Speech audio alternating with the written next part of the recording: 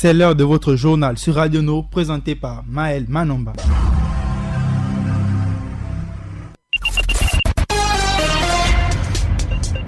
Maël Manomba de Mouabi devant le micro.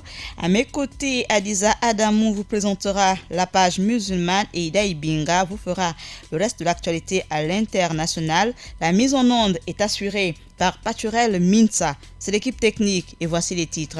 Au mandat, l'ONG spécialisée dans la survie des peuples minoritaires a reçu ce vendredi plusieurs lots de postes récepteurs et des panneaux solaires. L'ONG Malachi est le donateur. L'objectif, c'est de sensibiliser dans l'interland, c'est-à-dire dans l'arrière-pays, les populations sur la COVID-19. Dans cette édition d'information, vous entendrez Rodriguez Mukanza, le coordinateur général. C'est par le biais d'un communiqué de presse que le ministre d'État, ministre de l'Intérieur, a réagi suite à la sortie des leaders religieux des églises pentecôtistes et de Réveil ont décidé de rouvrir les églises le 12 juillet prochain, une sortie qui conduit Lambert Noël Mata à ouvrir la porte aux discussions. Le ministre de l'économie s'est entretenu avec le président du club de Paris le 2 juillet dernier par visioconférence. Le moratoire sur la dette du Gabon était au cœur des échanges. 27,4, c'est un pourcentage et c'est le chiffre de notre rédaction. Je reviens derrière la transition pour dévoiler les titres. Au mandat, l'ONG spécialisée dans la survie des peuples minoritaires a reçu ce vendredi plusieurs lots composés de postes récepteurs et de panneaux solaires. Le don est de l'organisation Malachi, dirigée par PPC Ogouliginde. Ruth Mignolet a recueilli pour notre rédaction les sentiments à la réception du don du coordinateur général de l'ONG au mandat, Rodriguez Mukanza. Déjà, nous sommes très honorés d'avoir reçu en ce jour ce don qui nous permettra à nous de visiter certains villages dans lesquels on trouve des peuples autochtones et même de certaines ethnies minoritaires de notre pays. C'est suite justement à cette pandémie, le Covid-19 qui frappe de plein fouet notre pays, mais également aussi nos populations. Il était important pour nous d'avoir justement des partenaires tels que Malachi pour aller sensibiliser davantage nos populations sur les dangers du coronavirus. Et ce qui est intéressant aujourd'hui, c'est qu'il faut s'arrimer à la norme actuelle. Donc aujourd'hui, nous nous sommes dit qu'il était important d'avoir justement de tels éléments pour que le message puisse passer en temps réel auprès de ces populations. Donc à côté du fait qu'ils seront désormais informés parce que les médias vont en parler, ils ont aujourd'hui désormais des supports de communication, des supports dans lesquels ils vont mieux percevoir le message, mais à côté de cela, des supports dans lesquels ils vont aussi écouter des messages de sensibilisation de lutte contre le coronavirus en langue vernaculaire. Donc il sera question pour nous de faire la distribution de tous ces kits que nous avons reçus auprès de ces populations et je pense que c'est une véritable victoire parce que là, nous pensons sauver des vies, sinon mettre à l'abri du coronavirus nos populations. Alors nous disons simplement un grand merci à Malachi qui est désormais pour nous au mandat un partenaire potentiel. Voilà l'organisation Malachi, désormais partenaire de l'ONG au mandat pour la survie des peuples minoritaires. Et après la lutte contre le coronavirus, le coordinateur général de mandat nous présente quelques projets pour l'après-Covid-19. Par ailleurs, un des projets phares de cette riposte contre le coronavirus, c'est justement de penser à l'après-Covid. Et dans cette perspective, nous avons initié la rédaction d'un rapport d'impact du Covid-19 sur les commerces dirigés par des femmes. Voilà à l'instant Rodriguez Mukanza, le coordinateur général de l'ONG au mandat, satisfait d'avoir reçu les postes récepteurs et les panneaux solaires. Pour avoir reçu ces postes récepteurs, c'est Fresnel Mambundu, membre de la coordination Malachi, qui nous donne les raisons de cette action. Alors, cette action s'inscrit dans le cadre de la campagne que nous avons initiée il y a 3 semaines, qui s'appelle la campagne de communication communautaire pour le changement de comportement. En fait, c'est une campagne qui vise dans un premier temps à informer les populations rurales sur le danger qu'est le coronavirus. Aujourd'hui, en réalité, On a pu l'observer, les frontières ne freinent pas le coronavirus. Et donc, pour les populations rurales qui sont souvent en manque d'informations actualisées, il s'agit pour nous en fait de leur apporter du matériel adapté à leur environnement. Il s'agit donc de chargeurs solaires, radios solaires, qui leur permet justement d'avoir des informations en temps réel sur l'évolution du coronavirus dans notre pays. Alors, au tout début de la pandémie, nous avons eu des actions de soutien aux personnes vulnérables à travers justement la distribution de kits alimentaires. Nous avons déjà, dans le cadre de ce programme de communication communautaire, été dans des villages au sud de l'estuaire pour justement donner des équipements de communication communautaire solaire à des populations rurales. Donc il y a énormément de projets que nous avons initiés pour justement contribuer à la riposte contre le coronavirus. Et il faut aussi le notifier, l'ONG Malachi est membre de la coordination GAC. GAC qui est le groupe pour l'alternative communautaire. Voilà à l'instant Freshnel Mambundu, coordinateur de l'ONG Malachi, qui a offert des postes radio et des panneaux solaires à l'organisation Omanda, un don qui permettra aux populations de l'arrière-pays de s'informer sur la COVID-19 afin de freiner sa propagation. Merci Dibot à Ruth Mignolet pour les interviews. C'est par le biais d'un communiqué de presse que le ministre d'État, ministre de l'Intérieur, a réagi suite à la sortie des leaders religieux et des églises pentecôtistes et de réveil. Ils ont décidé donc de rouvrir leurs églises le 12 juillet prochain. Une sortie qui conduit Lambert Noël Mata à ouvrir la porte aux discussions. Jeudi 2 juillet dernier, par le canal d'un communiqué, je cite, s'agissant particulièrement du secteur religieux et au titre des concertations avec les partenaires, le ministre d'État, ministre de l'Intérieur, en sa qualité de ministre du culte, recevra dans les tout prochains jours les responsables des différents ordres religieux. Fin de citation.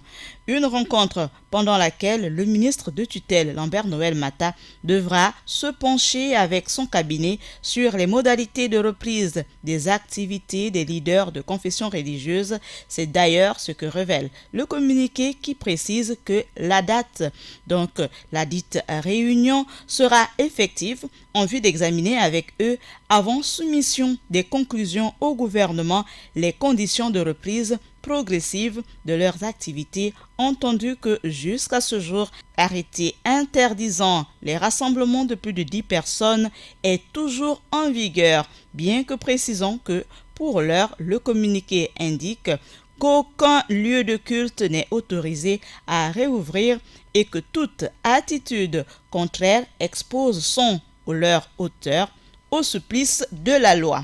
Le ministre de l'économie s'est entretenu avec le président du Club de Paris le 2 juillet dernier par visioconférence.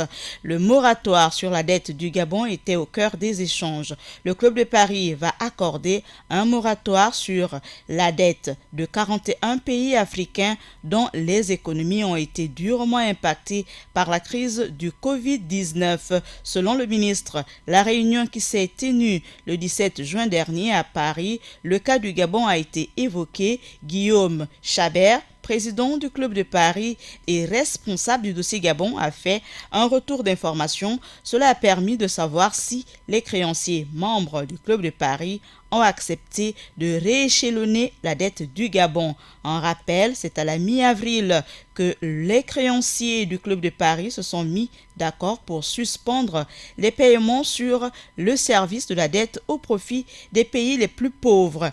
La suspension du paiement de la dette permet de dégager 20 milliards de dollars au total, ce que ces pays peuvent consacrer à combattre l'impact de la pandémie de Covid-19 sur les 41 pays éligibles à ce moratoire, dont le Gabon. Seul le Mali a jusqu'ici finalisé le processus avec le Club de Paris.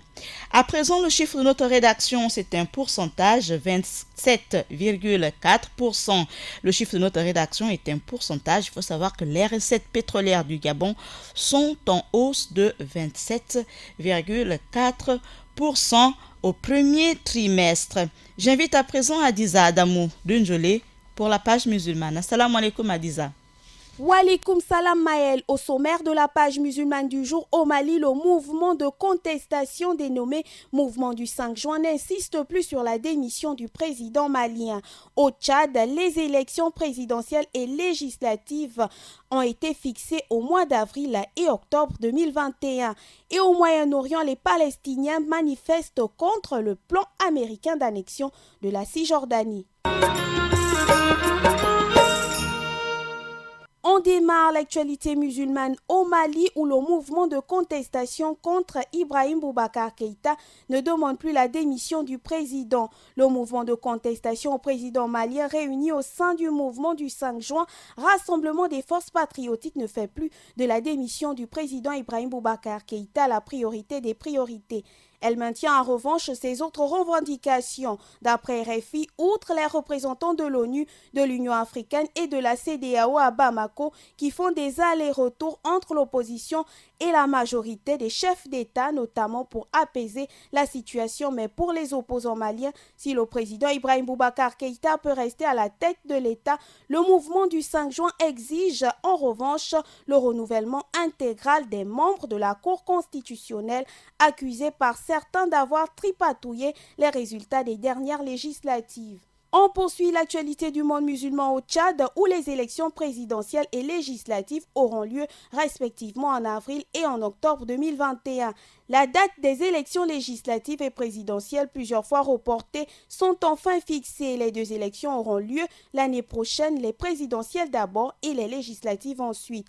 Après concertation, la présidentielle est prévue pour le 11 avril 2021, l'échéance normale et les législatives le 24 octobre de la même année, soit plus de 6 ans après la fin du mandat des députés. Un calendrier qui consacre une inversion du cycle électoral. Normalement, les législatives ont lieu avant la présidentielle. On assiste donc, Maël, aussi à un nouveau report des législatives. On clôture l'actualité musulmane au Moyen-Orient avec l'annexion de la Cisjordanie qui amène les Palestiniens à manifester contre le plan américain. C'était à partir de ce mercredi 1er juillet que Benyamin Netanyahou pouvait annoncer si Israël appliquait ou non le plan américain pour le Proche-Orient. Sa mise en œuvre prévoit d'annexer au moins 30% de la Cisjordanie occupée et la création d'un futur État palestinien, mais démilitarisé sur un territoire morcelé et sans Jérusalem-Est pour capitale. Voilà, Maël, l'actualité du monde musulman de ce jour.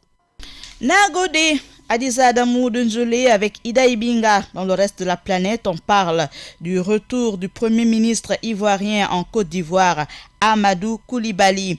On parle également de Rossam Malanda, nouveau président de la Commission électorale nationale indépendante en République démocratique du Congo. Et en Europe, nous parlerons de la démission d'Édouard Philippe du gouvernement français. Washington dénonce les exercices militaires de Pékin en mer de Chine méridionale. Ida Ibinga, assalamu alaikum. Wa alaikum salam, Maël. Voici le développement des titres. On démarre l'actualité internationale en Côte d'Ivoire pour parler du Premier ministre Amadou Koulibaly qui a été évacué vers Paris il y a 2 mois pour un contrôle médical de sa greffe du cœur. Le Premier ministre Amadou Koulibaly est rentré le jeudi 2 juillet à bord d'un avion de la présidentielle envoyé le chercher. Notons qu'à 4 mois de la présidentielle, l'absence prolongée de celui qui portera les couleurs du RHDP à l'élection commençait à faire débat. C'est le chef de l'État Alassane Ouattara, la première dame, de nombreux ministres et des proches, tous salués tour à tour par Amadou Koulibaly. Mais après 2 mois d'absence, le Premier ministre était souriant et manifestement soulagé. On reste en Afrique cette fois-ci en République démocratique du Congo. L'Assemblée nationale a entériné le jeudi 2 juillet la désignation de Ronsard Malonda à la tête de la Commission électorale nationale indépendante, en remplacement de Corneille Nangaa, qui est en fin de mandat, soulignant que Ronsard Malonda est présenté comme le candidat désigné par des confessions religieuses, ce que rejette le secrétaire général de la conférence épiscopale de la République démocratique du Congo. Pour l'abbé Donatien, l'Église catholique est majoritaire en République démocratique du Congo, a déjà exprimé son refus de voir Ronsard Malonda prendre la tête de la Commission électorale nationale indépendante. En effet, la candidature de Ronsard Malonda a été entérinée le jeudi 2 juillet 2020 après une réunion à la veille.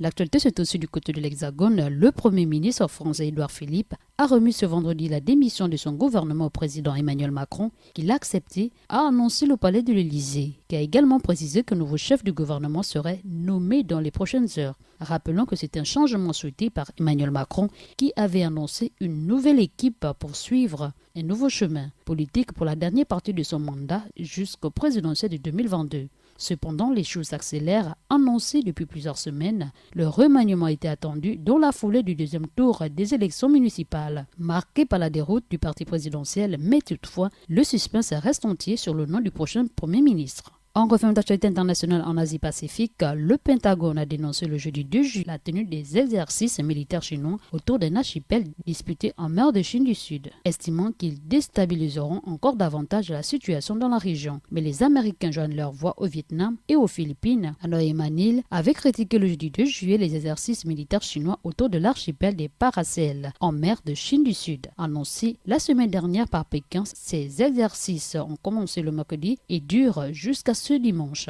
Retenons que les parcelles sont des îles situées au large de la Chine et du Vietnam, revendiquées par ces deux pays et par la Taïwan. Elles sont contrôlées depuis plus de 40 ans par Pékin. Merci Maël, merci fidèle lecteur, c'est tout pour cette page internationale du jour.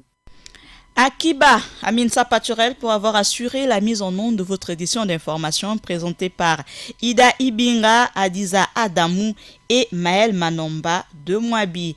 Je vous laisse en compagnie des programmes de la Radio Nour, la passion du savoir. Assalamu alaikum. Radio Nour, il est 16h.